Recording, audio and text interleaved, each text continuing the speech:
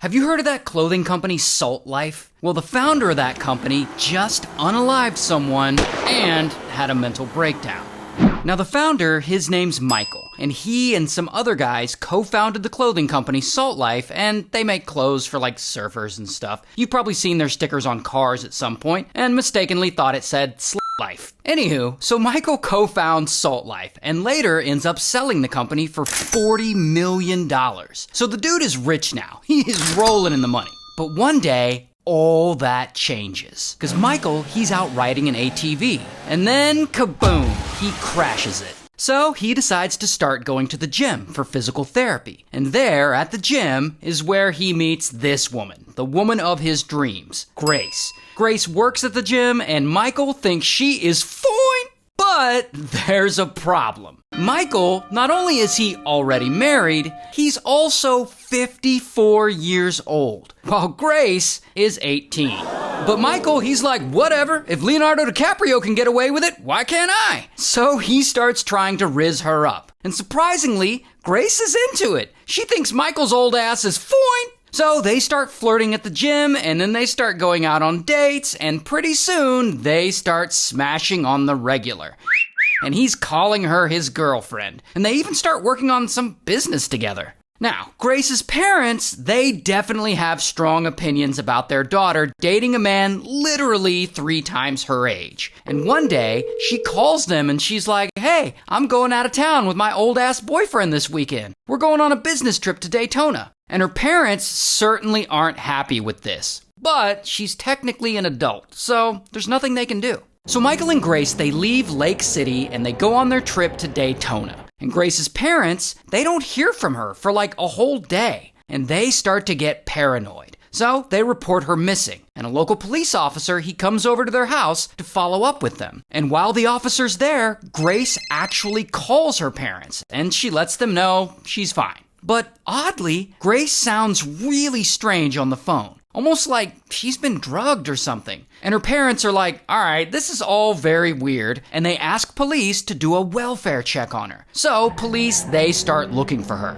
A day or so later, Grace calls her parents again. And she says she's fine and that they're now going from Daytona to go visit some friends in the Florida Keys. Now, on their way to the Florida Keys, Grace and Michael decide to stop at Singer Island and have, a day at the beach. After their day at the beach, they head back to their hotel room. And this is where things start to get weird. Because allegedly, here is where Grace and Michael start partying. Little drugs, little alcohol, allegedly. And at some point, they start playing this little game with their hands, like finger guns, like you would do as a kid. And I guess they're pretending to shoot each other, and they're sort of doing it back and forth, and I guess they find it hilarious. I don't know. But then, for some reason, Michael's like, hey, what if I pulled out my actual pew-pew and pointed at her? Wouldn't that be quirky and hilarious? So, he takes his pew-pew out, and he points it at Grace, just playing around. And suddenly, bang, it goes off. And a bullet flies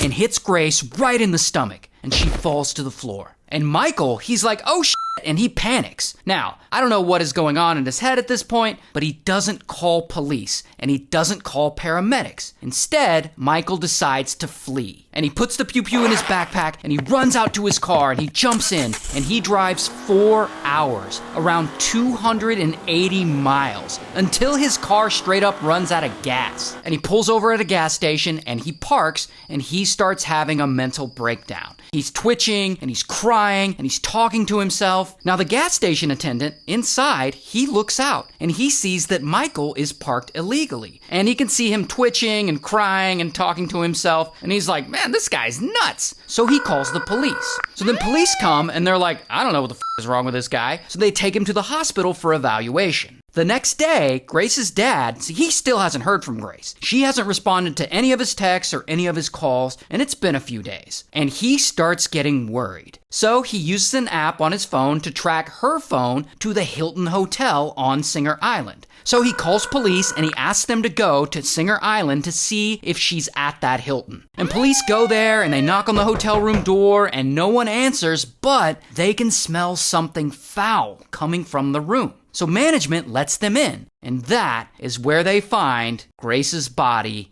lying on the floor. The gunshot to her stomach had unalived her. Now, when Michael fled the hotel that night, he actually left so fast that he forgot his wallet and his ID. Plus, the hotel room is rented in his name. So pretty quickly, police know he's responsible for this. And they track him down at the hospital he's at, and bam, they arrest him. Here's his mugshot. And Michael gets charged with manslaughter, and he takes a plea deal, and he gets sentenced to 12 years in prison. So now, when you see a car driving around with one of those Salt Life stickers on it, you can think of this story.